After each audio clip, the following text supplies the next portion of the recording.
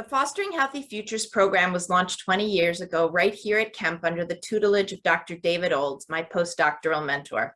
I will spend the next 4 minutes and 46 seconds sharing key lessons learned from this program of clinical research.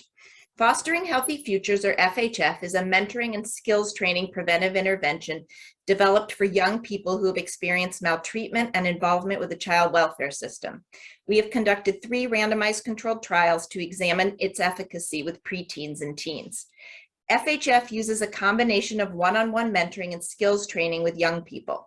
It is a positive youth development program supporting young people in exploring their interests, goals, and visions for the futures. FHF has demonstrated positive effects on child welfare placement and permanency outcomes, delinquency and juvenile justice involvement, and children's mental health functioning. I would argue the most important outcome, however, is better quality of life. Because the program's impact has been independently and favorably reviewed by several registries of evidence-based programs and compendia, we are now implementing the program more widely through community-based organizations. We attribute much of our success to the fact that we focus on diagnosing promise, not pathology, which reduces stigma and enhances engagement. Routinely, 85 to 95% of children graduate from the 9-month program.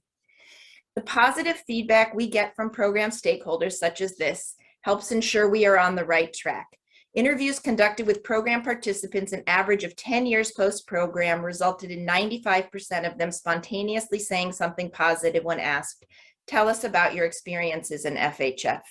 As one participant stated, quote, "I loved my mentor. I still have a photo journal of everything that we did together. I would leave footprints on her car window and I still have that picture. She was such a big impact because when I thought that no one really wanted me, she was right there." Data collected through intervention research can have implications far beyond the actual program being studied.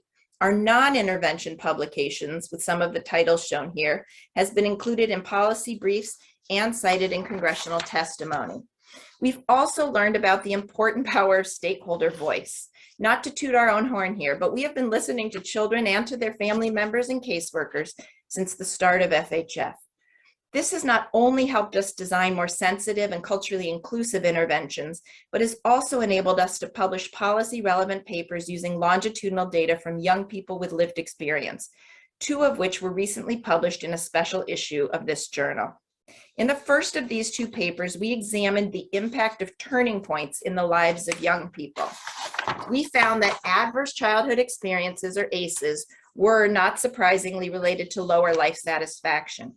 However, having any type of turning point, a positive or negative experience or realization, buffered the impact of ACEs on well-being. In a second paper in the same journal, we conducted a mixed method study with over 200 participants who were asked the same questions about being placed in out-of-home care in both pre-adolescence and young adulthood about 10 years later. At both ages, over 80% of participants reported that it was somewhat or very helpful to have been placed in out-of-home care. A much smaller percentage of young adults than preteens, however, felt that their lives would have been better if they had never been removed from their homes. However, as you can see here, 20% more young adults than preteens reported that it was very difficult to have been placed in out-of-home care. Many reported that they did not get enough information from their caseworkers and almost never had enough to say about what happened to them. Finally, participants' open-ended responses to the question about how they would change the child welfare system varied from nothing to impassioned responses about the need for better oversight, giving birth parents more time before removal, and keeping siblings together. Unfortunately, youth voice is often absent from these conversations that have such weighty implications. Although young people's views of the child welfare system and of being placed in out-of-home care are complicated, we, as researchers, policymakers, and practitioners, would do well to similarly approach reform with such nuance. At FHF, we believe that valuing the voices of diverse youth with diverse child welfare experiences will be critical to developing culturally attuned, supportive, and effective youth and family-centered policies and practices now and in the future. Of course, I did not do this work alone. This picture is from our 15-year celebration to be updated this spring when we celebrate the 20th anniversary of FHF. I wish I could be there in person today to celebrate Kemp's 50th with you all. Thank you so much.